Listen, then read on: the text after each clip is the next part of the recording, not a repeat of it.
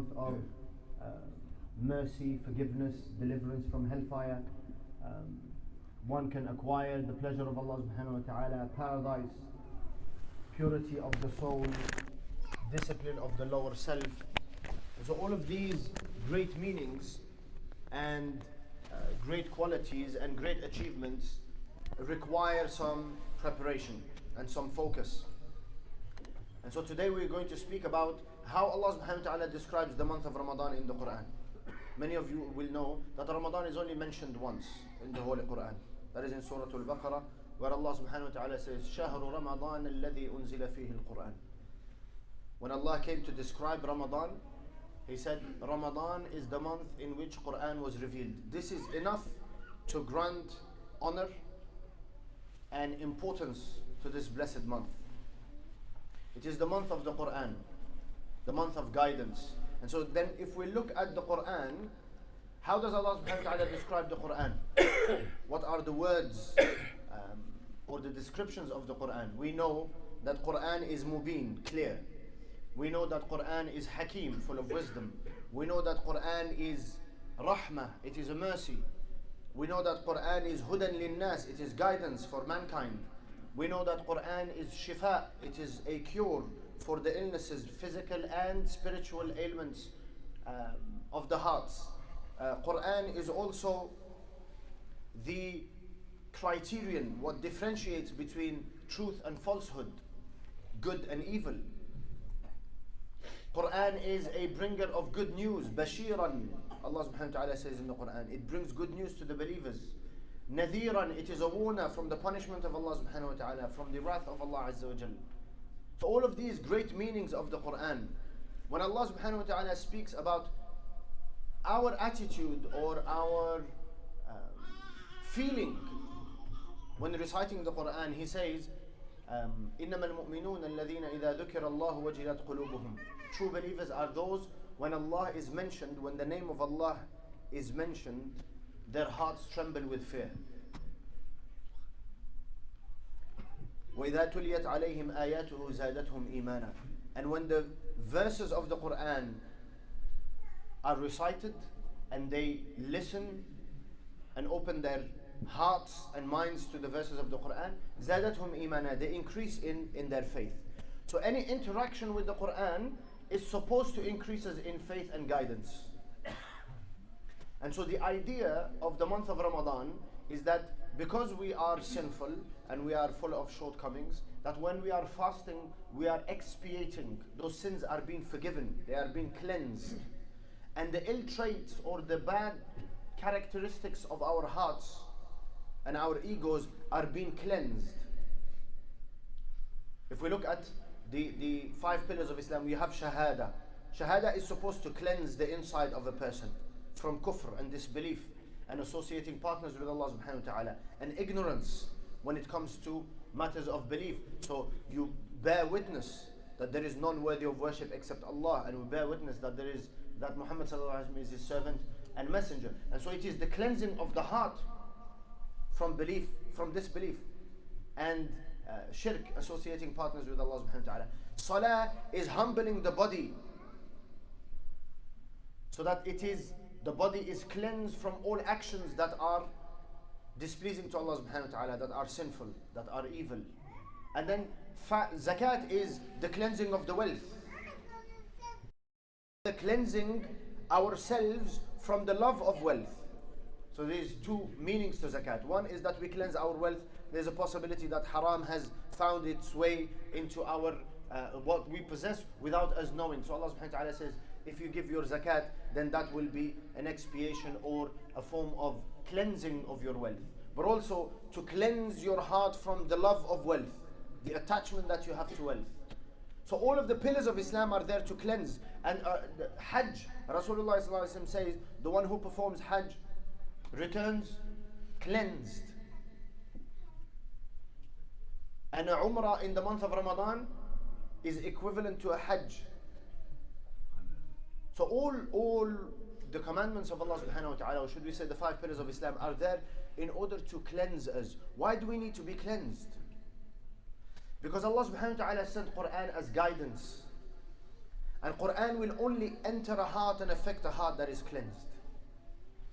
The statement of Sayyidina Uthman radiallahu ta'ala anhu. Uthman radiallahu anhu, who lived by the Quran, they say that he would offer one rak'ah salah and complete the entire Quran recitation in one rak'ah of witr. And we all know that he was martyred radiallahu ta'ala anhu wa ardah, reciting the Quran. His statement was, لو طهرت قلوبنا, if our hearts were pure, we would never get enough of recitation of the Quran, contemplating its verses. Because the more cleansed the heart is, the purer the heart is, the more the meanings of the Quran are understood. So our relationship with the Quran is like everything else in our deen. It is a physical relationship with the outwardly. But we don't seem to feel anything when we are reciting the Quran. And we generally, especially brothers and sisters who don't understand the Arabic language, we generally ascribe it to or put the blame on the fact that, oh, we don't know Arabic, we don't know what it says. It's supposed to speak to the heart before it speaks to the mind. Because the soul is from ghaib and Quran is from ghaib. And so they don't need a language. Because if it was just the Arabic, then Abu Jahl understood Arabic much more than probably any of the Imams around today. Right? That was their mother tongue, and their pride and honor was in their eloquence in the Arabic language. Yet they did not believe. And many of the Quraysh did not believe. And many of the Arabs did not believe. And many of our brothers and sisters who are Arabic speaking will tell you they are reciting Quran, but they are not paying attention to the meaning. Why? Because the heart is veiled. Allah subhanahu wa ta'ala says, أَفَلَا يَتَدَبَّرُونَ الْقُرْآنِ, do they not contemplate the Quran? أَمْ عَلَى قُلُوبٍ أَقْفَالُهَا, or have hearts been locked? Allah doesn't speak of the mind being locked. He says, why don't you contemplate the Quran?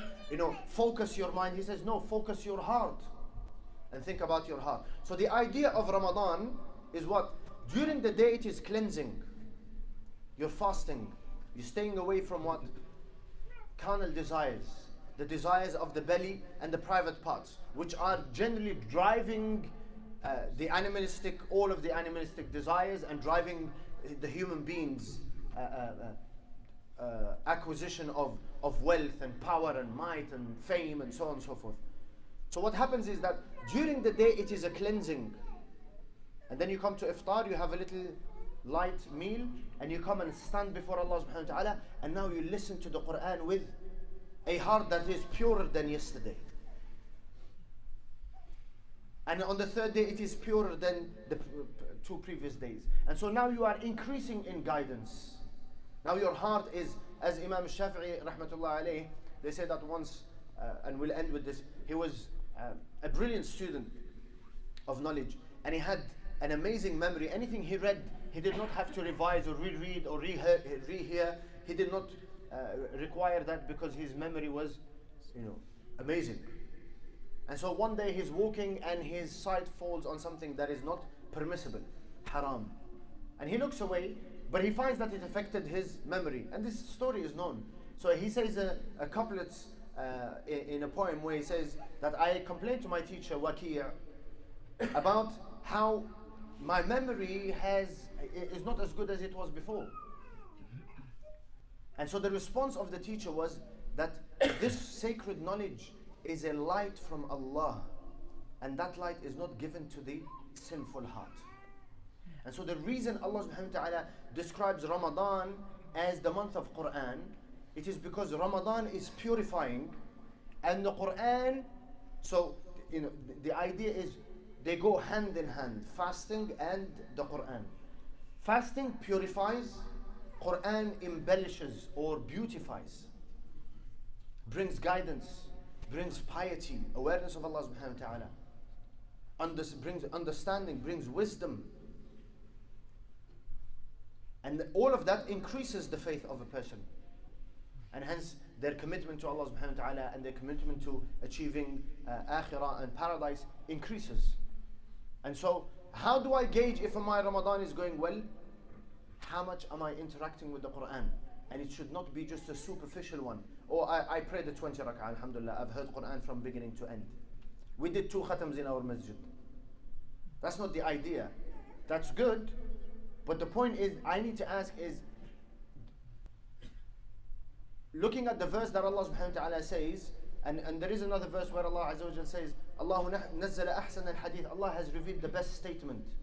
كتابا متشابها مثاني تقشعر منه جلود الذين يخشون ربهم. There's supposed to be a physical effect to your awareness of Allah when you are reciting Quran.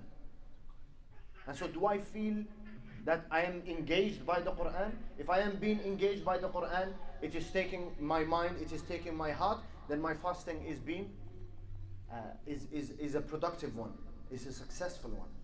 But if I feel that I'm reading Quran, that doesn't mean I should discontinue it. I should continue reading the Quran, because that is the command of Allah subhanahu wa ta'ala. That is how Allah describes the month of Ramadan. The best of all prophets and messengers would revise the Quran during the month of Ramadan with Jibreel alayhi salam. And so Ramadan is Quran. Our focus on Quran. How much time are we going to dedicate to the Quran? Not only listening, reciting, and most importantly, understanding. We ask Allah subhanahu wa ta'ala to allow us to make the most of this blessed month, and to make it a means of forgiveness, guidance, and mercy for all of us and the Ummah. أقول ما تسمعون وأستغفر الله لي ولكم ولسائر المسلمين من كل ذنب فاستغفروه إنه هو الغفور الرحيم. الحمد لله وحده والصلاة والسلام على من لا نبي بعده. إن الله وملائكته يصلون على النبي يا أيها الذين آمنوا صلوا عليه وسلموا تسليما. اللهم صل على محمد وعلى آل محمد كما صليت على إبراهيم وعلى آل إبراهيم، وبارك على محمد وعلى آل محمد كما باركت على إبراهيم وعلى آل إبراهيم في العالمين إنك حميد مجيد. ربنا ظلمنا أنفسنا وإن لم تغفر لنا وترحمنا لنكونن من الخاسرين. ربنا آتنا في الدنيا حسنة وفي الآخرة حسنة وقنا عذاب النار. ربنا هب لنا من أزواجنا وذرياتنا قرة أعين واجعلنا للمتقين إماما. اللهم اغفر للمؤمنين والمؤمنات والمسلمين والمسلمات الأحياء منهم والأموات إنك سميع قريب مجيب الدعوات. عباد الله رحمكم الله، إن الله يأمر بالعدل والإحسان وإيتاء ذي القربى وينهى عن الفحشاء والمنكر والبغي يعظكم لعلكم تذكرون. اذكروا الله